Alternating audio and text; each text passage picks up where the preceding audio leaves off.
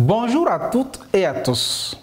Le titulaire d'un titre minier ou bénéficiaire d'une autorisation est assujetti au paiement des droits fixes et des droits proportionnels comprenant une taxe superficielle et une redevance proportionnelle dont le montant, l'assiette, le taux et les modalités de recouvrement sont déterminés par voie réglementaire.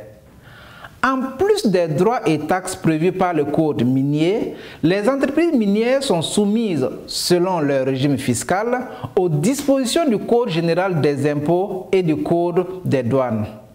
Nous abordons ici le régime fiscal applicable aux entreprises minières suivant les phases d'activité.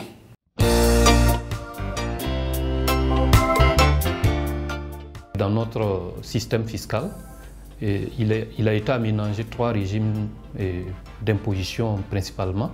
J'allais dire 4 parce qu'il y a un régime forfaitaire. Donc nous avons le régime du réel normal d'imposition, le régime du réel simplifié d'imposition, le régime d'imposition en fait des micro-entreprises qui se subdivise en 2 variantes. Voilà, un régime du forfait et puis un mécanisme déclaratif. Voilà, donc notre Code général des impôts permet d'aménager le régime d'imposition en trois grandes catégories.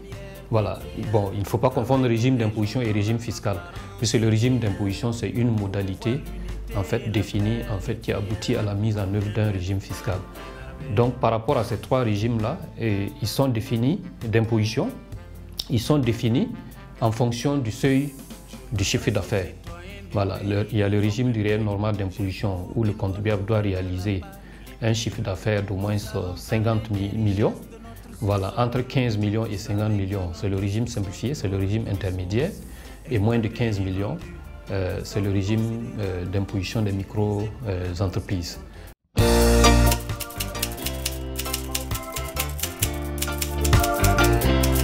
Nous avons non seulement les fiscalités de droit commun, mais la fiscalité dite spécifique aux entreprises minières qui est constituée des taxes et redevances minières. Au niveau des impôts de droit commun, voilà, nous avons plusieurs types d'impôts. Il y a des impôts qui profitent au budget de l'État. Voilà, nous pouvons citer à titre d'exemple, il y a l'impôt sur les sociétés, principalement, il y a l'impôt unique sur les traitements et salaires. Voilà, il y a l'impôt sur les revenus des capitaux mobiliers. Voilà, il y a la taxe patronale et d'apprentissage. Bon, ce sont quelques impôts qui profitent en fait au budget de l'État. Mais à côté de ces impôts-là, nous avons d'autres impôts également qui profitent au budget des collectivités territoriales. Et à ce niveau, nous avons principalement la patente, la contribution des patentes et la taxe foncière des sociétés. J'ai pour vous une bonne nouvelle de la part de l'ITIE. Nous allons parler des richesses de notre sous-sol. Vous savez que notre sous-sol regorge de ressources exploitées et vendues pour des sommes considérables, utilisées pour la construction de notre pays. Mais toutes ces ressources appartiennent aux Burkinabés qui ont le droit de tout savoir sur leur exploitation. Savoir combien l'on gagne pour rendre cet argent. C'est pour toutes ces raisons que l'on a créé l'ITIE, l'initiative pour la transparence des industries extractives, chargée de veiller pour le compte des Burkinabés sur l'extraction, la vente et la gestion de ces ressources. Elle travaille dans la transparence et l'intégrité afin de consolider la bonne gouvernance pour un mieux-être des habitants de notre pays. Veille à la gestion des ressources minières. Travaille tous les jours dans la transparence pour promouvoir l'unité et la paix, le bien-être des Burkinabés. Veille à la gestion des ressources minières.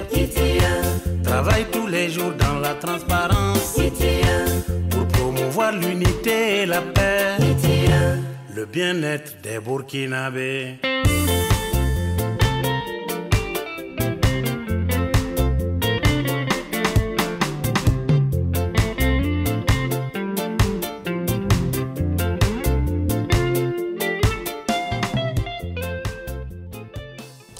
2020, au titre des impôts et taxes, le revenu brut collecté est de 374 353 142 989 francs CFA. C'est tout pour cette présentation sur le régime fiscal applicable aux sociétés minières au Burkina Faso. Pour plus d'informations sur le secteur minier, rendez-vous sur notre site web www.itie-bf.bf. À très bientôt pour d'autres informations sur le secteur minier.